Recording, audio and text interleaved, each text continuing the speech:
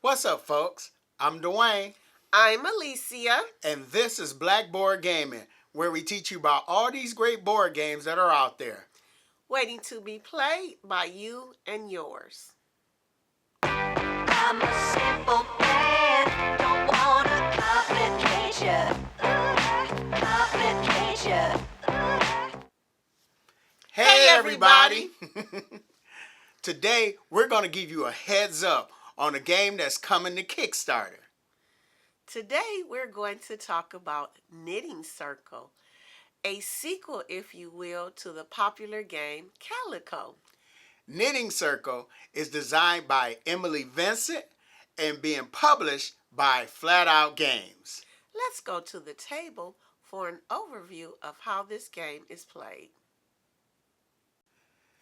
Knitting Circle is the standalone follow-up to the hit game Calico, where the players are drafting yarn tiles and knitting the coziest garments. As part of setup, each player is going to get a player board and they're going to get 2 of these knitting needle tokens. Then they're going to randomly draw 2 yarn tiles from this cloth bag and they're going to place it into the basket on their player board. There are 3 types of buttons in the game: circle, triangle, and square. And each player is going to randomly get 2 of each of those types and place it onto their board. They're also going to get one of these grabby paw tokens. Each player starts with 1 of these. And then the rest of the buttons and the grabby paw tokens and the ugly garment tokens are placed off to the side in reach of all players. And I go into the importance of all those components as we talk through the overview. Over here we have 6 types of garments that we'll be working on. And we'll shuffle each of those types separately, and then each player is going to choose a garment that they want to start working on. And they're going to have incentive to choose a garment that they have a button for. So as you see, this player has a sweater and a hat. So these buttons will give you extra points at the end of the game. So let's say they decide that they're going to take the sweater. So when taking a garment, you choose 2 of them and you choose 1 to keep and 1 to discard to the bottom of the deck. And the way you choose is based on the bonuses you want. So this garment, if you finish it, then you will gain 2 random yarn tiles from the bag. This one will give you points at the end of the game based on how many hats that you've finished. Now, as you can see, I got one of these hat tokens, so I would have incentive to grab this, but I'm going to get me some yarn tiles. So let's say I decide that I'm going to work on this one, and I'm going to place this one to the bottom of the deck. And then I'm going to take one of my knitting needle tokens and place it on there. So as you can see, at most, you can work on 2 garments at a time. Now that the players are all set, we're going to take this knitting circle and place it in the middle of the table. Now we're setting up for a 2-player game, so we got that knitting circle. But if we were doing a 3-player game, we would choose this knitting circle, and a 4-player game, we will flip it over to the other side. We're going to randomly draw 6 yarn tokens from this bag and place it in the center. And that's going to track the rounds. So the game lasts 6 rounds. So there are 6 yarn tokens in the middle. And then we're going to randomly draw 2 yarn tokens and place it, yarn tiles rather, and place it into each of these spots based on that stitch style. So here you will have the knit, and over here you will have purl. Each player is going to take their cat that matches their player color or their game board, and they're going to randomly place it on one of those spots on the knitting circle. And then the player that's on the spot that has the little star will get this first player token. And now we're all set up and ready to go. Each round is broken up into 2 phases. There's the drafting phase and there's the crafting phase. Now in the drafting phase, the first player will first choose one of these yarn tiles that we place in the center of the board. And they would take that tile and switch it out for a tile that's on the outside of the knitting circle. So let's say they decide to take this and they switch this out and they return this to the bag. So remember, this tracks the round, so that signifies the beginning of the first round. And then on their turn, they're going to move 1 or 2 spaces, and then they're going to draft the tile, one of the yarn tiles that's in that space. So they decide that they're going to move 1 space, and then they could draft either one of these. Now, when drafting these tiles, remember, there's a knit side and then there's a purl side. When you draft that tile, it has to stay on the side that you drafted it. So you're going to place it into this first spot on your player board on the knit side. And as you can see, each player can draft 4 yarn tiles through the first phase. Now, also, let's say the orange cat has started here and they decide to move 2 spaces. They would skip any spaces that had a cat in it, so no 2 cats can occupy the same space. So they would go 1 and then skip over there 2. Also, if there ever was a space that didn't have any yarn tiles like this one and they were here, they would skip this space totally. And they moved 2 spaces, they would go 1 and then skip over there 2, like so. After each of the players have drafted their 4 yarn tiles, then we'll go into the crafting phase. Now, there are a couple things I want to point out. The first being that each of the yarn tiles have these symbols on them. So they help people with color blindness distinguish which color tile that they have, which I think is really nice. Also, the player boards have player aids on them, which breaks down what you're doing in each of the phases. I also think that's real nice. So there are 4 things the players can do on their crafting phase, and they can do it as much as they can. So the first thing they could do is they could discard one of their yarn tiles, returning it to the bag in order to start a garment card matching that color. So if I decide to discard this one, I grab some socks. So whenever you grab a garment card, you always grab 2 and pick one, return the other one to the box, because you want to find out what bonuses you want. So this one will score me 2 points. This one will score me 1 point per every full garment that I finish at the end of the game. The next thing I could do is actually start knitting. So you see, I'm knitting a sweater. So as you can see, there's a couple things you got to pay attention to. One is you have to place the tiles in a certain way. So you have to place a purl style up here, then a knit, then a purl, and so on.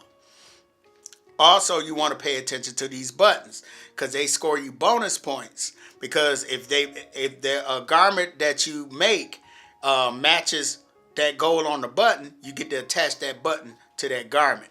So as you can see, I got a sweater. I'm trying to get this button. That would score me 3 points. Here, there's a particular pattern. We got striped and we got solid. Now, there's also color block and there's symmetric, which I'll go on. I'll show you about that in a little bit, rather. And these circle buttons give you bonus points based on the color of that garment that you finish. So as you can see, I don't have any of these colors, so we're not paying attention to that. So to start knitting, let's say I take this yellow. I'm going to place that one up there because it has to be a purl. Then I need a knit, so I take a purple. I'm trying to get that stripe going. And then I need a purl yellow, but I have a knit yellow. So that brings me to another thing you could do on your turn. You could discard one of your yarn tiles, return it to the bag in order to flip any other yarn tile to the other side. So let's say I decide I'm going to discard this one. So now I'm going to flip this yellow. And so now I'm going to put this yellow here. Okay. So now I got this knit. I place that there. So if you see that symbol there, when you cover that symbol, I get that bonus. So that lets me draw a card randomly from the bag. So let's say I'm going to go here. I'm hoping to get a yellow, purl yellow. Well, it doesn't matter because when I grab the card tile, oh, it's actually a yellow. I will place it in this basket, and then tiles that's in your basket, you can flip to either side. So now I take this yellow and I'm going to place it here. So I can actually finish this if I wanted to. I could just score the 5 points, because whenever you place tiles reaching the first scoring bonus, the scoring condition, you're able to finish that one. You don't have to go all the way down. But let's say I want to finish this, so the last thing I could do is these grabby paw tokens. I could return this to the supply to go into that bag and grab a specific tile. So I decided to do that, and I grabbed this. So I decided to do that because, number one, I could finish this, but that bonus, I get a grabby paw tile. And I place it under my game board. So now I can finish this. So finish it, I will take this to the side. I will, before I move this to the side, rather, I will see if I match one of these. I did a sweater, so I will place that on there. I made it striped. I can place that on there. Unfortunately, I didn't do the color, so you can only attach one of each button. Okay, so if I had 2 sweaters, I can't attach both of them on there. And then I will put this off to the side. And remember, that bonus allows me to go into the bag and draw 2 random yarn tiles. Hey, I got another yellow, and place it into my basket. So now these don't refill until the end of the round. But let's say now I want to start on the garment. Let's say I decide to go ahead and return that and pick 2, and I'm gonna grab this one because this gives me 1 point for a full garment. I already got one started. I take that, place that there, and I place this knitting needle token on there. And pretty much that's all I can do right now. I'm gonna stop right there. So the players will be doing their crafting phase simultaneously. So the crafting phase will end when each player has gotten to the point where they can do as much as they can. They're like, I can't do any more. So then we would do round end. So round end, we would take any yarn tiles that we have in these spaces and move it over to our basket. The thing is, your basket can only hold 2. So fortunately, this player doesn't have anything he has to move, and he already has 2 in there. Then he will refill his workboard with new buttons. So he decides he's going to grab one of these triangles, and he has another stripe, and he gets another one, another sweater. Then we will replenish the knitting circle with more yarn tiles out onto the board. And then we will pass the first player token to the next player, and then we will go into the second round. So like I said, the game is going to last 6 rounds, and then the players are going to count up their points using this really nice score sheet that they included in the game, and then whoever has the most points will be the winner. But first, I want to point out the patterns. Like, there are 4 different types of patterns. So you got stripes, whereas you have to have 2 alternating colors. Just 2. You can only have those 2. Here, of course, solid. That's kind of self-explanatory. Over here is symmetry. So it has to look the same going down as it does going back up. So you got purple, green. I'm not sure what that color is. Magenta, I think. Magenta, green, purple. So it looks the same, so it grabs that symmetry button. Over here, you got color block. So yellow, you have to have at least 2 of each of the colors in the garment, in the pattern. So this got the color block button, and over here doesn't match any of the patterns. So it gets this ugly cat token. And these are worth -3 points at the end of the game. So like I said, we would score up our points. First, we would score up all the buttons we were able to attach. And then we would count the points at the bottom. The furthest you went down, you would get count up those points. Then you would get bonus points for the garments that you made. So like this one just gives you 2 points.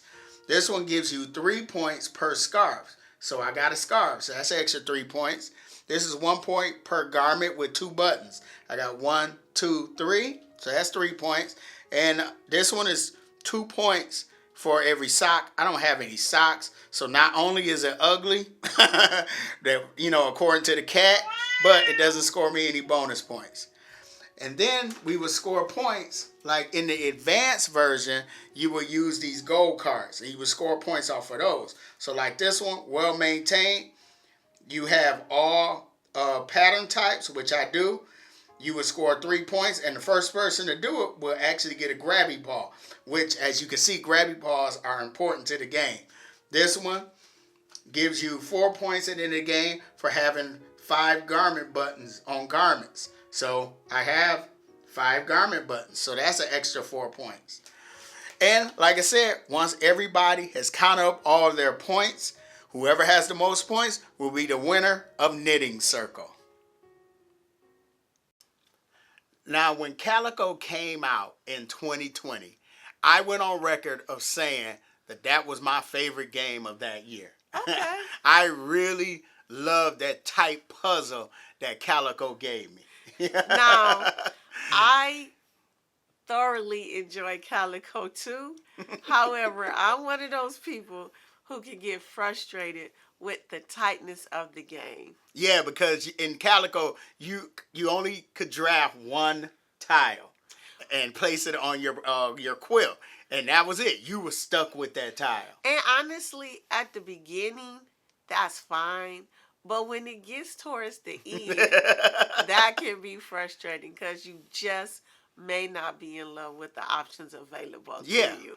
And I think Knitting Circle is a more approachable game, than Calico, because like we said, when Calico can be increasingly tight with fewer options, this game grants you more options to use the yarn tiles that you draft, all the while not taking away from the complexity of the game. Yes, that is one of the things that I do like about this game. Even if, as the game progresses, you're not in love with the tiles that are available, you can still be strategic with what's out there. For instance, you could take a tile and turn it in and get a new garment that does match what you're working, what you're trying to work towards. One of those buttons that you're trying to gain as a bonus. And the cool thing about it is when you get a garment card, you get to pick 2. And you pick one that's going to give you a bonus at the end of the game or during the game that you might be more attracted to. Yeah. So it gives you an option there. Yeah. And I like the fact that you can, like I said, when you're knitting your garments, you need a purl or a knit side to put on that garment. So you can discard, you could draft a yarn tile and discard it in order to flip another tile that you want to the correct side that you need. Yeah, I like that too. So I do agree that you have more choices, so you don't feel stuck in the way you might feel with Calico. Having said that, Knitting Circle has its own charm. Yeah, it does. It brought back the cats. It brought back the cats, but it's a different theme. In fact, to me, not that Knitting Circle isn't abstract, but it's just slightly more thematic to me than Calico. And I love the components. I think they're adorable. I like the buttons. I like the way they did. They still included the buttons, but they made them different. And I think it's thematic because it included terms that I didn't even know about. Like, I know knit, but I didn't know what purl was. Well, I knew knit and purl are knitting terms, but also I like that you're actually knitting actual garments, the kind of garments that you would knit. Hats, scarves, mittens. So I like that part too. Yeah, I like the fact, what I really love most is those little grabby paws. I love those little grabby paws. Like, it allows you to go in the bag and find a specific tile. Not draw a random tile. You can go in the bag and find a specific yarn tile to place on your game board. Another thing that I like is, okay, so you have all the different patterns, and and you obviously you want to try to get one of them, but even if you can't, you can take the penalty for the ugly pattern, but it might be worth it because you might be getting 3 buttons for that, and that might still, even though you have to take the -3 points, it might be worth it because you might be getting enough buttons that it'll offset that loss. Offset that loss. And I also like the fact that you don't have to fully complete the garment. Yes. That is so cool. I mean, you can just finish just enough in order to get that bonus. You won't get the full points, but like I said, at any time, you can only be working on 2 garments. So you might want to finish one and get it out the way to get the bonus, because the bonus might give you some extra yarn tiles, all that. So it's like you might be making mittens for somebody with small hands or somebody with big hands. You're doing long johns in this. Might be a tall person, might be a shorter person. So they don't have to be as long. So you don't have to fully complete the actual garment. Yes, that is cool too. Yeah, so I like the fact that this game gives you so many options, but it still has a puzzle. Because you sitting there trying to figure out, combo. Like, if I can do this, then I can do this. And then I can do this, and I can put this there. And I'll discard this to get this garment that will help me get this button. I like the little ways you could find those combos in order to score points. Yes, I would agree. Now, I also like this game is going to have a solo mode. Now, we've only played it at 2-player, so I'm interested to see how it plays at 4-player. But at 2-player, I think this is a really chill game. It is. I really like that. And I like the way you said it seems more thematic because you actually had these yarn tiles. And the fact that this is a tile placement game. I like the fact, that I love tile placement games. And I love they find this interesting way of placing tiles out on these cards to simulate knitting. I think they did a great job. So, yes. I mean, all right, might as well say it. I really like the game. I think this is a great game. Like I said, it's more approachable to people who found Calico more restrictive. So I would definitely go check out the Kickstarter. I'm going to put the Kickstarter link in the description below. So what's your final say? I enjoyed this game a lot too, and I agree with you. I think it's more approachable than Calico, and I think it has its own unique charm. Yeah, it's a standalone. Yes. Yeah, so, all right.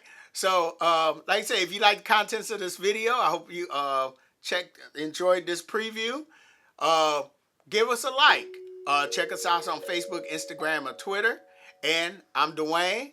I'm Alicia. This has been Blackboard Gaming. We will see you next time.